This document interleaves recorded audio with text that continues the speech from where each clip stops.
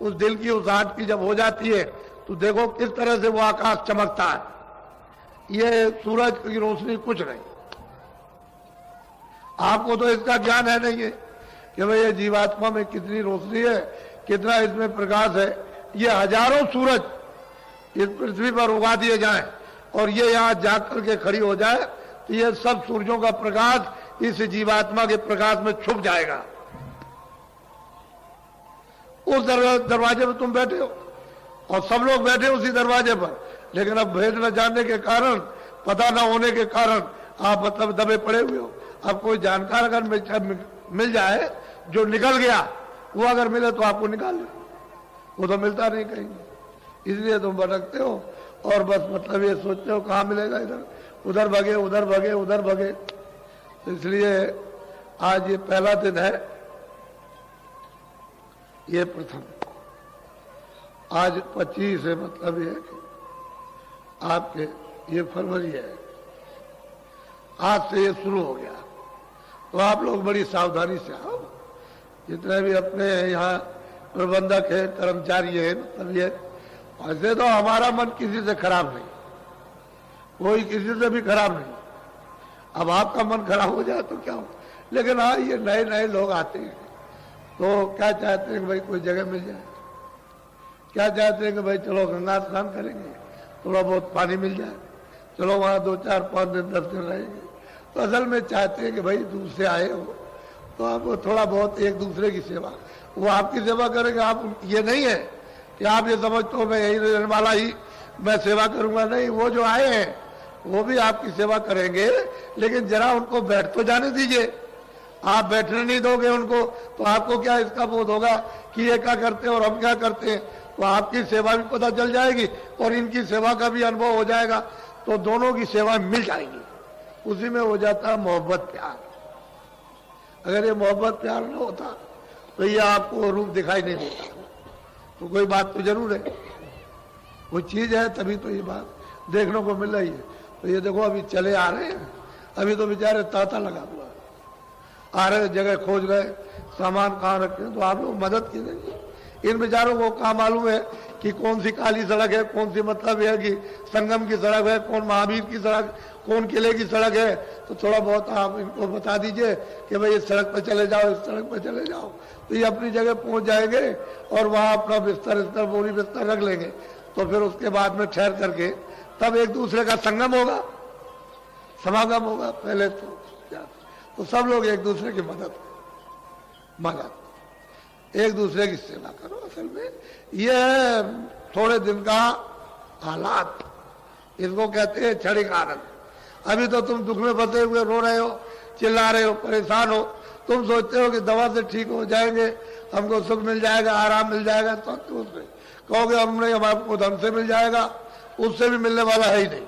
कहोगे मकान से मिल जाएगा, कुछ नहीं, बाल बच्चों से मिल जाएगा, इनसे मिलेगा, उनसे विद्या। अगर मिल गया होता तो फिर लोग क्या चिल्ला पड़ते कि हमको मिल गया।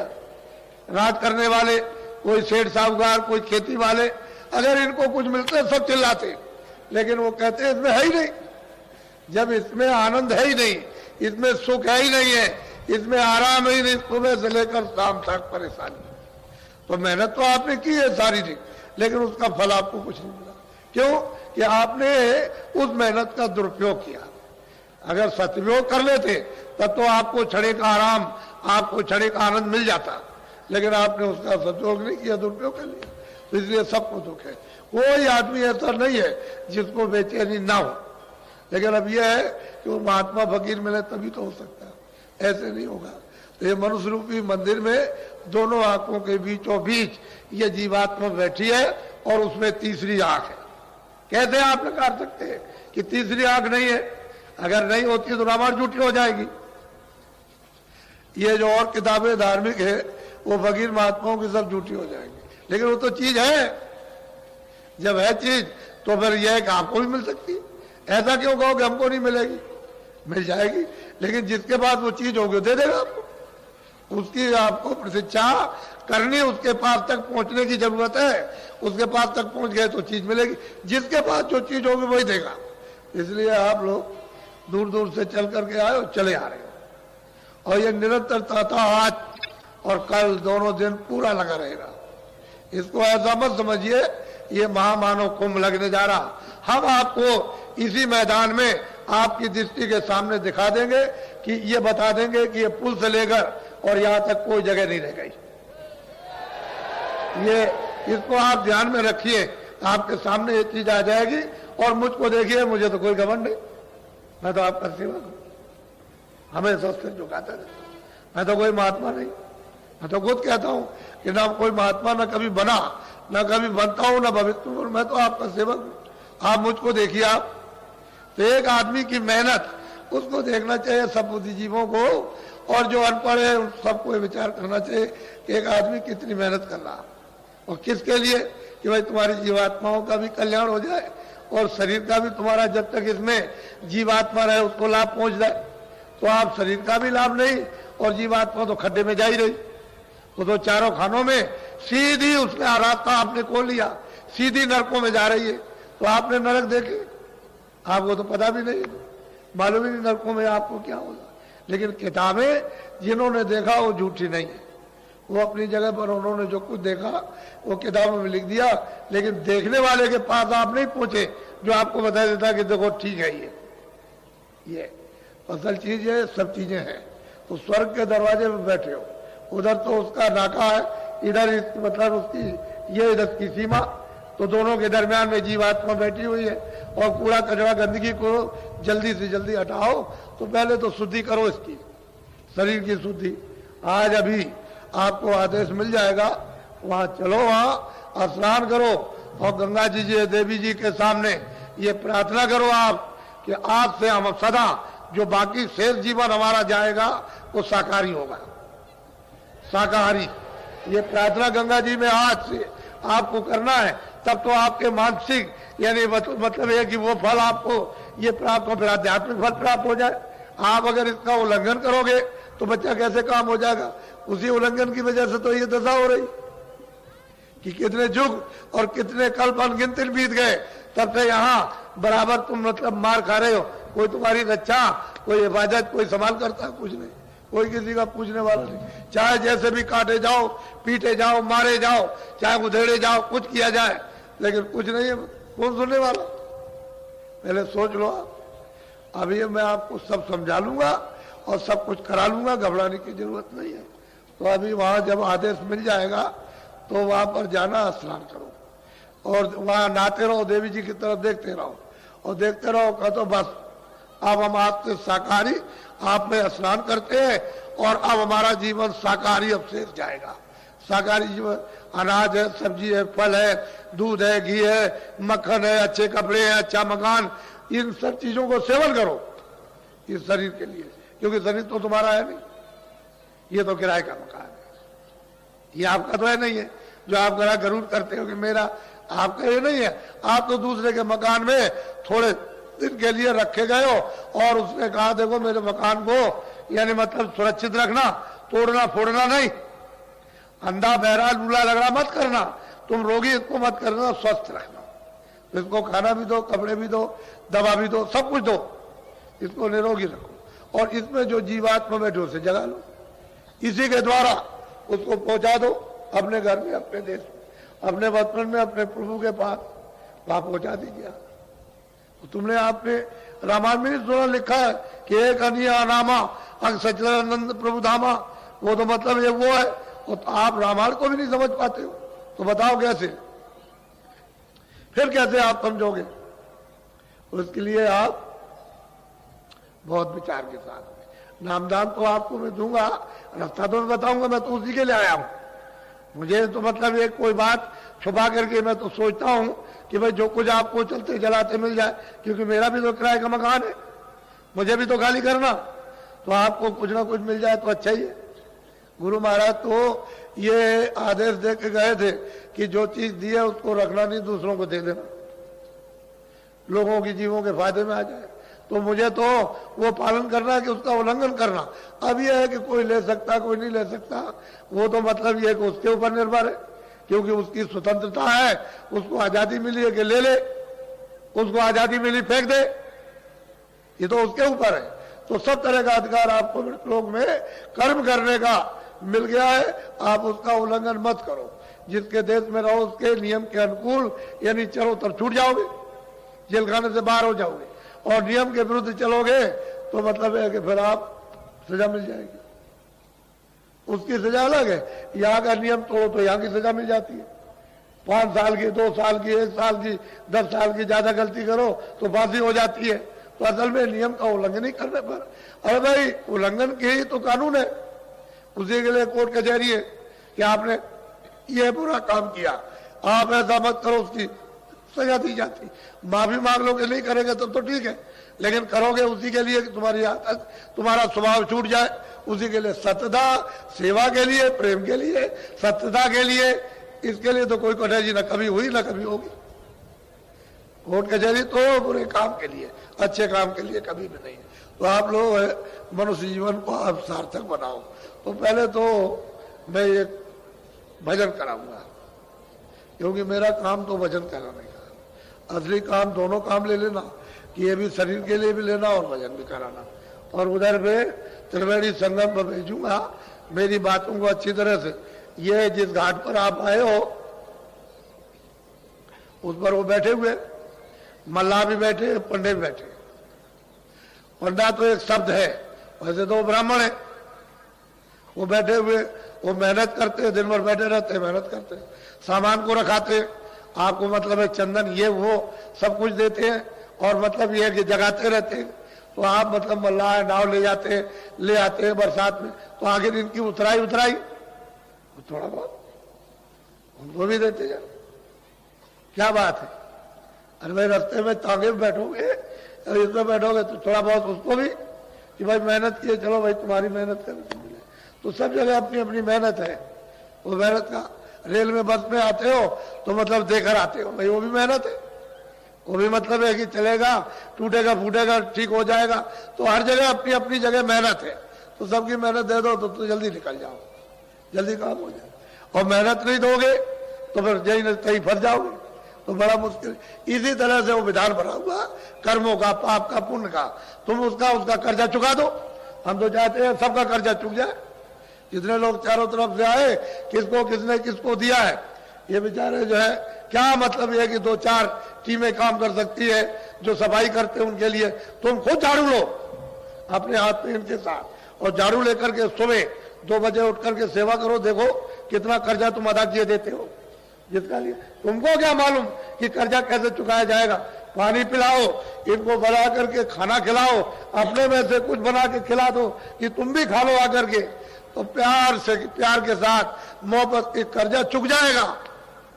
जो लाखों लाखों लिया या करोड़ों लिया है या करोड़ों किसी को दिया, तो लेना देना कर्म कर्जा बच्चा चुकेगा में ब्याज के, तो जीवात्मा छूट जाएगी, तो वापस पहुंच जाएगी। कर्म कर्जा देना ही है। इस लोक का नियम बना हुआ कि बिना कर्म कर्जे के आप अदा किए हुए यहां से जा नहीं सकते हो। फिर महात्मा ज्ञान रूपी अग्नि जला देते हैं, उसमें फेंकवा देते हैं अग्नि को, योग रूपी अग्नि को, तो उसमें जल के खाक, उसका साथ सामान तैयार कर लो, फेंकने में क्या देर लगेगी, साठ से साफ हो जाएगा। तो दिमाग, ज्ञान चक्षु, तीसरा नेत्र है, यानी मनुष्य रूपी मंदिर में खुल जाएगा।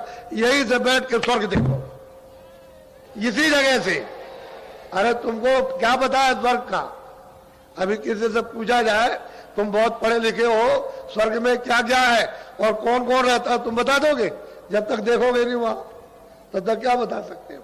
वो मुसलमान कहते हैं कि वो 14 तबक है, 14 भवन है, ना वो बता सकते हैं ना आप बता सकते हो, किताबों को देखते रहते हो। अरे महात्माओं ने देखा तब लिखा, आपने तो कुछ किया नहीं, ना कुछ देखा, तो आप क्या बताओगे कि क्या चीज कहां पर है? तो देखो स्वर्ग में कितनी बड़ी बड़ी नदियां, कोई स्वर्ग इतना है, ये छोटा सा, ये जो इतना आपका मृतलोक है, इससे जितना पूरा विश्व जो, इससे मतलब कितने करोड़ों हिस्सा ज्यादा, यानी कितना ज्यादा तो स्वर्गलोक है।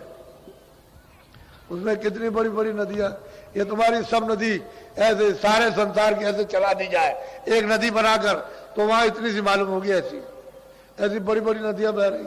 अरे तुम उधर चलो उस रचना की तरफ, उस मतलब ये है कि देवलोक की तरफ में, कि यही से रास्ता जाता है सीधा। जब तुम्हारा ये साफ हो जाएगा तो बच्चा यही से सीधा अरे भाई जहां दूरबीन जब लगती है तो दूर की चीज पास और पास की चीज दूर, यही से दिखाई देती है। तो तुम्हारे पास तो दूरबीन है ही। आंख की सफाई होने की जरूरत है। जो मैल चला जाए, गंदगी चली जाए तो दिव्यनेत्र ज्ञान चक्षु खुल जाए। तो यही से बैठ के महात्माओं ने तो यही तो है।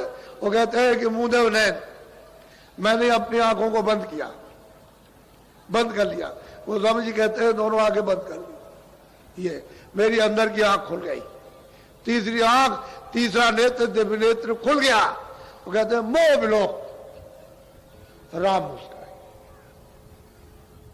मैंने उनको देखा, वो बैठे हुए कितने बड़े हैं, तो कोई इतने थे, ये सारा संसार के सामने करोड़ों हिस्सा ज्यादा कर दिया जाए, यानी बड़ा कर दिया जाए, उससे भी बड़े। कोई ऐसे बैठे इस तरह से, कहते हैं मैंने उनको देखा, वो बैठे मोह विलोक राम, कहते हैं वो बैठे, मैंने उनको देखा और मुझे देख करके हंस पड़े, मैं भी हंस पड़ा। वो कहते हैं मैं भी आता हूं, वो भी हंसे, वो भी खुश हो गए, मैं भी खुश। तो उन्होंने रास्ता दे दिया, कहने लगे चले जाओ उधर, उधर जाओ, तुम उधर जाओ। तो कहते हैं उधर मार, कहते हैं उधर गया तो खड़ा हो गया बीच में। तो उधर देखता हूं, ठंड नजर आया। कहते हैं तमाम स्वर्ग वैकुंठ की रचना को उन्होंने देखा। फिर निगाह मारी उन्होंने नीचे की तरफ, तो मृतलोक क्या है उसको भी उन्होंने देखा। फिर निगाह मारी कि नरक क्या चीज है उसको भी देखा। नहीं, उधर बहु ब्रह्मांड दिखाया। कहते बड़े बड़े ब्रह्मांड, बड़े बड़े लोग, मैंने दिव्य ज्ञान चक्षु से देखे, यही बैठ करके दोनों आंखें बंद की और यही बैठ करके मैंने उनको देखा। तो सफाई तो करो कम से कम, गंदगी कूड़ा कचरा भरे रहोगे तो कैसे हो? जब आंख खराब हो जाएगी तो कितने यत्न करते हो कि आंख किसी तरह से रोशनी दे जाए, तो तुम कितना यत्न करो। अरे भाई जहां पर ये कूड़ा कचरा जमा है वो बिना महापुरुष के कोई जानता ही नहीं, किसी को मालूम ही नहीं है, और बगैर उनके कोई साफ कर नहीं सकता, चाहे जितना उपाय करो आप। तो उनको मालूम है इसकी जुक्ति के कूड़ा कचरा किस तरह से ये साफ होगा। तो जब वो रास्ता बता देंगे, दरवाजा बता देंगे तो टालो, थोड़ी सी मेहनत निमित्त मात करो, बाकी तो वही करेंगे, बगैर उनकी मेहनत के काम नहीं होगा। तो थोड़ा निमित्त मात करो कि चलो हम भी करेंगे, तो दोनों की मेहनत जुड़ जाए तो सुलभ हो जाएगा, सहज हो जाएगा, आसान हो जाएगा।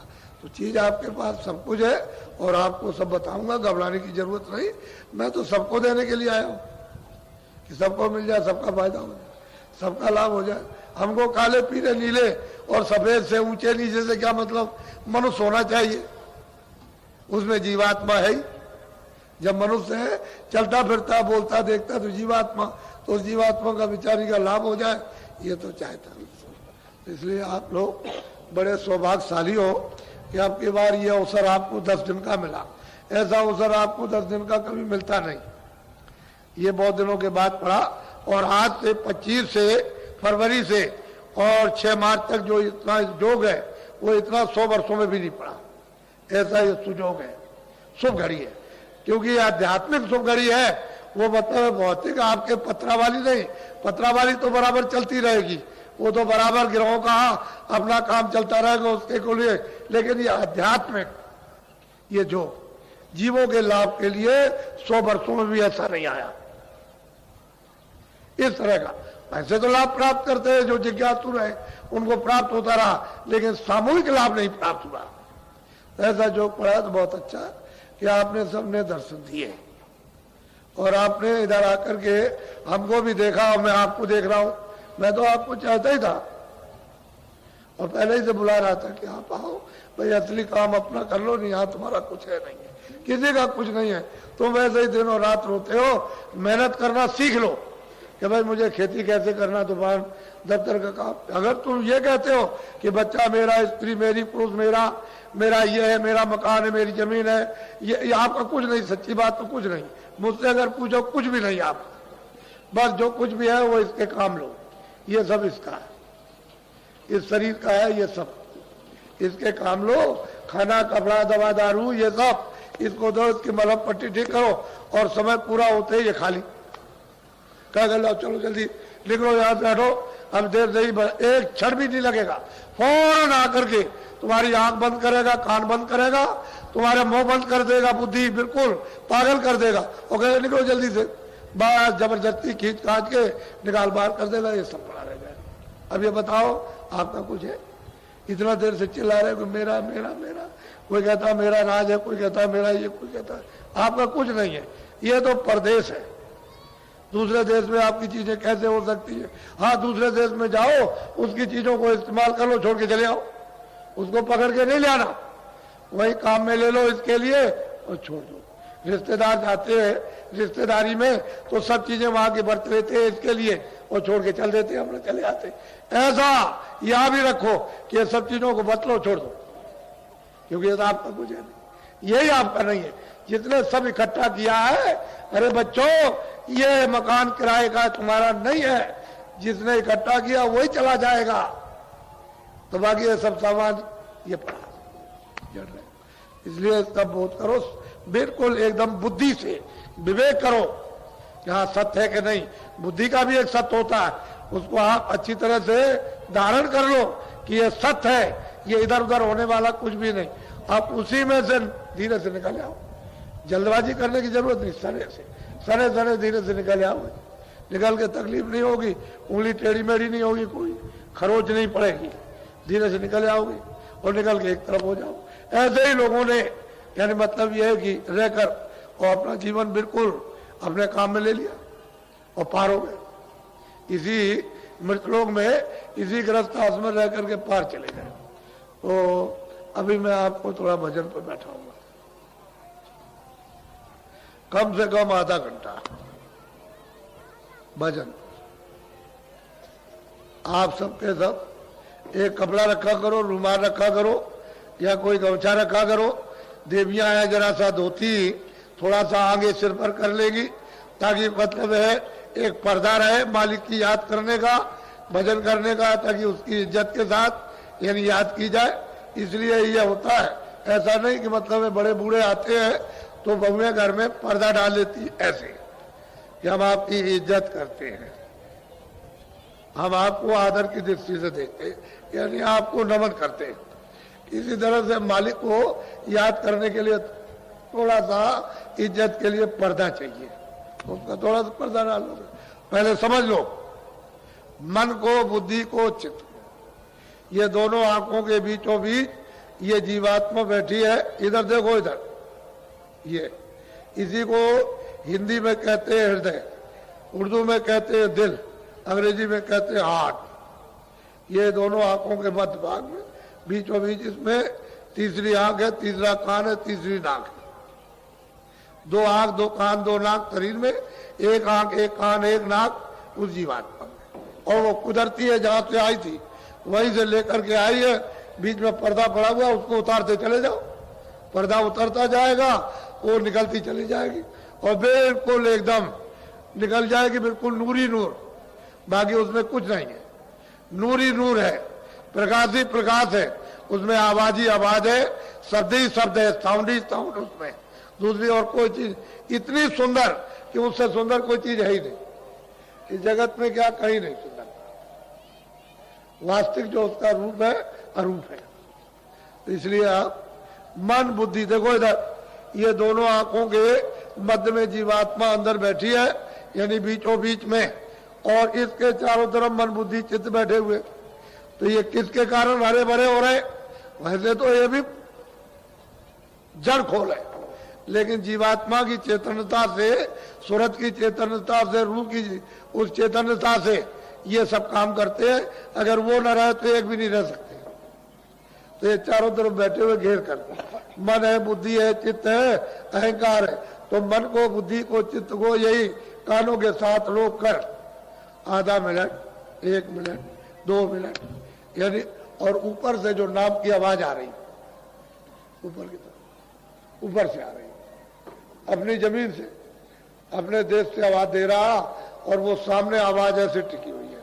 तभी तो कहते हैं कि आरती और कीर्तन घनाघोर हो रहा, 24 घंटे चारों जुगों से एक रफ्तार आरती और कीर्तन हो रहा, कभी बंद नहीं होता, और तुम्हारे कानों तक आवाज आती है यहाँ तक। लेकिन क्यों नहीं सुनाई देता?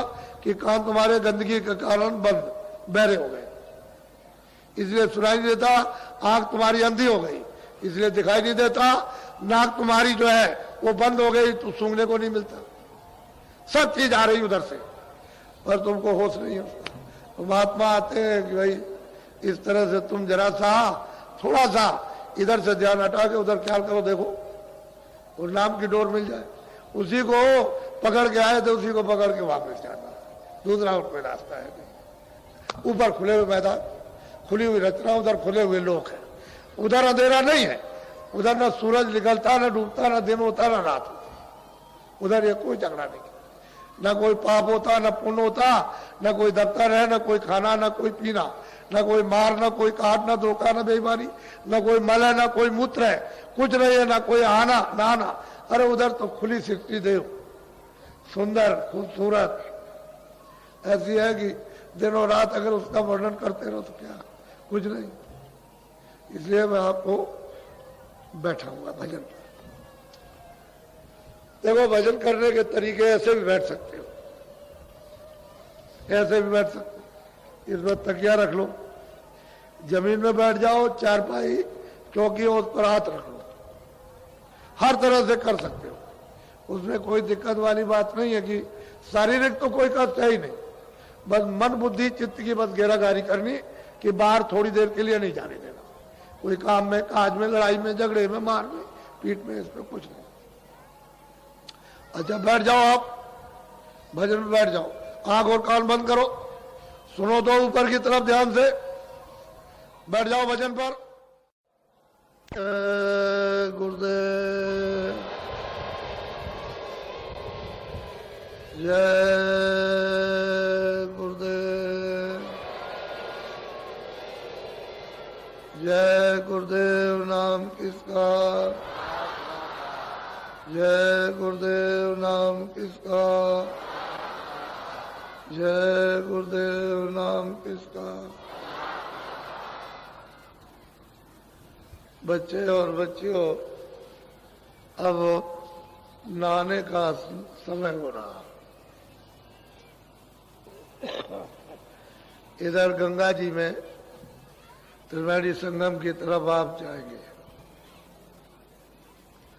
अपने अपने कपड़े और जो कुछ भी आपके पास में रुपया पैसा उसको संभाल कर, आपको आदेश दिया गया रास्ते में कि जेवर पहन के नहीं आएंगे,